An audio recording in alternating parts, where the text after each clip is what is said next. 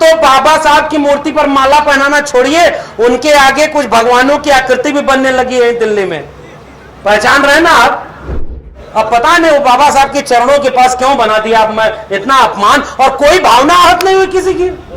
भाई बाबा साहब तो कुर्सी पर बैठे हुए थे और नीचे वहां बना दिया, क्या जरूरत है बनाने की? लेकिन इसके खतरे को समझिए, अभी नीचे बनी है, फिर कब माथे के ऊपर बन जाएगी हम आप जान ही नहीं पाएंगे। इस देश में सारी छूट गरीब कमजोर मजलूम के बेटे को भी मिले ना, कि वो अमित शाह के बेटे जय शाह की तरह कंपनी बनाए और 2-4 साल में ही करोड़ों करोड़ रुपया कमा ले, बिना बैट बॉल खेले बीसीसीआई का चेयरमैन बन जाए। यहां तो आप सब कुछ खेलते रहिए, तब भी आपको 32 साल की उम्र में जाकर मौका मिलेगा क्रिकेट खेलने का। बहुत बहुत धन्यवाद संचालक महोदय।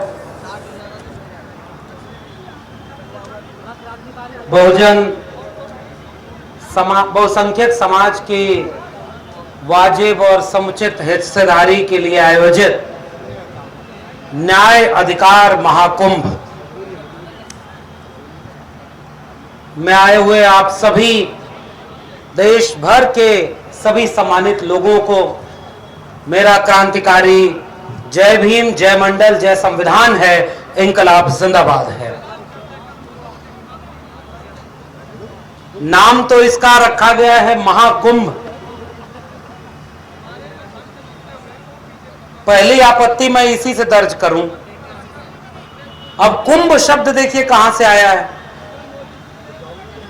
और कुंभ का पौराणिक और ऐतिहासिक संदर्भ क्या है, आयोजक लोग गौर करेंगे।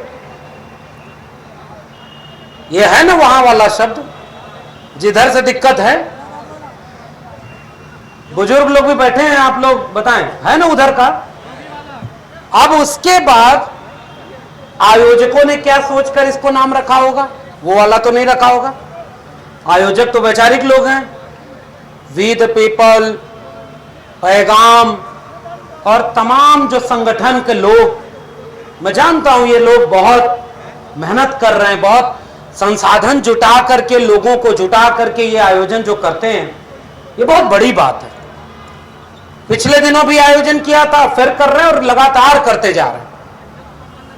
यानी ये वैचारिक लोग हैं, तो इसका मतलब इन्होंने जो इसका इस्तेमाल किया है वो जुटान के अर्थ में किया है, लोगों को इकट्ठा करने के अर्थ में किया है, और बहुत बड़ी तादाद में लोग हों ऐसी उम्मीद करते हुए इसका नाम महाकुंभ रख दिया। तो भाई गलती इनकी थोड़ी है। अब हमारे लोगों की ये जागरूकता है, अति जागरूकता है। हमारे लोग इतने ज्यादा जागरूक हो गए हैं कि अब ऐसे कार्यक्रमों में भी जाने की जरूरत नहीं महसूस करते। बहुत जागरूक हैं, घर में बैठे होंगे, यहां कम लोग हैं, लेकिन मुझे उम्मीद है कल भीड़ आएगी, कल और लोग आएंगे, और लोगों को आना चाहिए। तो जैसे शब्द भले ही ब्राह्मणवादी हो, हमने उसका इस्तेमाल सकारात्मक किया। अब दीपक भी यहां रखा हुआ है, आपत्ति तो इस पर भी होनी चाहिए। अब मैं क्या क्या बोलूं, सारा मैं ही बोलूं, लोग मेरे ऊपर भी आपत्ति करेंगे। कहने का मतलब यह है कि जब लोगों को जोड़ना पड़े, तो अब एक बात बताइए, जोड़ने के लिए और क्या करें। मैं पूरे टाइम इनका जो बैनर, पोस्टर, जो एजेंडा है आज के कार्यक्रम का, इस न्याय अधिकार महाकुंभ का, उसमें मैं गौर कर रहा था। तो निजीकरण का विरोध, ठेकेदारी प्रथा में भी आरक्षण का जो खत्म हो रहा है, आरक्षण को जो खत्म किया जा रहा है उसको बचाने का सवाल, जाति जनगणना का सवाल, ठेके पट्टे में भी रिजर्वेशन का सवाल, क्योंकि भाई ठेके पट्टे एक ही जाति के लोगों या एक ही तबके के लोगों को क्यों मिले। इस देश में सारी छूट गरीब कमजोर मजलूम के बेटे को भी मिले ना, कि वो अमित शाह के बेटे जय शाह की तरह कंपनी बनाए और 2-4 साल में ही करोड़ों करोड़ रुपया कमा ले। ये छूट तो सबके बच्चों को होनी चाहिए। ये बात केवल अमित शाह के बेटे को क्यों लागू हो? बिना बैट बॉल खेले बीसीसीआई का चेयरमैन बन जाए। यहां तो आप सब कुछ खेलते रहिए, तब भी आपको 32 साल की उम्र में जाकर मौका मिलेगा क्रिकेट खेलने का, और लोग कहेंगे कि भाई अगर ये सवाल पूछ दो कि लोगों को 19-20 साल की उम्र में क्रिकेट खेलने का मौका मिल जाए, ये सुपरस्टार था, इसको मौका क्यों नहीं मिला, तो लोग कह रहे हैं कि ये जातिवादी लोग हैं। देखो, जातिवादी सवाल कर रहे हैं। क्रिकेटर की जाति नहीं होती, तो बताओ जाति अगर इनकी नहीं है तो जातिगत भेदभाव इन्हीं लोगों के साथ क्यों हुआ? वो एजेंडा भी इनके बहस में शामिल है, जाति जनगणना से लेकर ठेके पट्टे में हिस्सेदारी का सवाल। और एक दिलचस्प एजेंडा है पुरानी पेंशन बहाली का। अब एक बात बताइए, पुरानी पेंशन बहाली का सवाल क्या केवल इस देश के SC ST OBC का सवाल है? आप लोग जितने लोग हैं बताइए, क्या पेंशन केवल इसका लाभ SC ST OBC मिलेगा कि अपर कास्ट मिलेगा? सबका सवाल है ना। तो इसका मतलब इस सम्मेलन में उन लोगों को भी आना चाहिए जिनका सवाल इसमें है।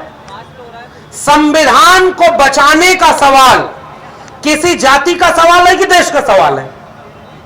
पुरानी पेंशन किसी जाति का सवाल है कि देश का सवाल है? सबको बराबर की हिस्सेदारी और न्याय मिले, यह किसी जाति का सवाल है कि पूरे देश के बनाने का सवाल है?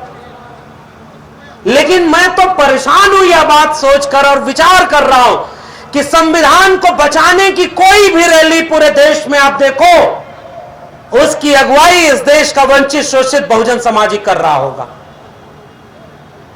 26 नवंबर को न मेरा बात मानना तो पढ़ लेना, खोज लेना, 26 नवंबर संविधान दिवस इस देश में कहां कहां मनाया जाता है और कौन लोग उसको मनाने वाले हैं।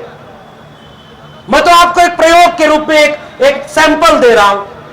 सरकारी संस्था छोड़ दीजिएगा, सरकार तो सरकारी काम करती है। सरकारी लोग तो 14 अप्रैल को बाबा साहब की मूर्ति पर भी माला पहना देते हैं, और वहीं बैठ करके अब तो बाबा साहब की मूर्ति पर माला पहनाना छोड़िए, उनके आगे कुछ भगवानों की आकृति भी बनने लगी है दिल्ली में।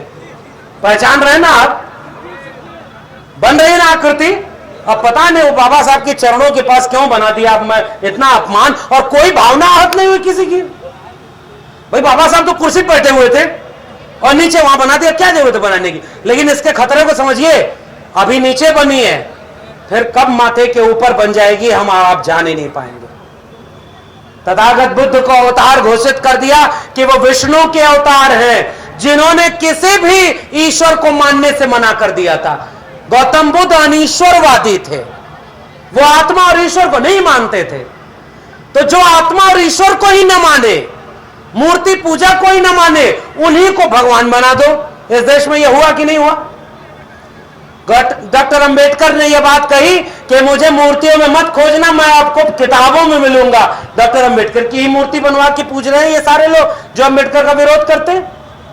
क्या संभावना नहीं है कि कल को उन जगहों पर भी आपको अंबेडकर, फूले पेरियार की तस्वीर मिल जाए, जिन जगहों पर बैठकर अंबेडकर, फूले पेरियार, बिरसा मुंडा, जयपाल मिंडा इनके सपनों का भारत बनाने के खिलाफ नीतियां बनाई जा रही होंगी, और सामने दीवार पर तस्वीर आपके महापुरुषों की लगाई गई होगी। इस विरोधाभास को समझिए। और इसलिए मैं इस मंच के आयोजकों को मैं ये बात कह रहा हूं कि बहुत जरूरी कार्यक्रम इन्होंने किया है। जातिगत जनगणना का सवाल, प्रमोशन में रिजर्वेशन का सवाल, ठेकेदारी में सबको हिस्सेदारी का सवाल, पुरानी पेंशन का सवाल, संविधान को बचाने का सवाल, ये इस भारत का सवाल है। और इसलिए ये सारे संगठन के लोग गांव-गांव इसको पहुंचाएं, क्योंकि ये असली भारत को बचाने का सवाल है। बाकी तो देश में लोग काम कर ही रहे हैं लोगों को लड़ाने और आपस में तोड़ने का। और अगर ये नहीं बचा पाए, और इसको कैसे करेंगे? मुझे लगता है कि अब दिल्ली के सेमिनारों में वो ताकत अब नहीं बची।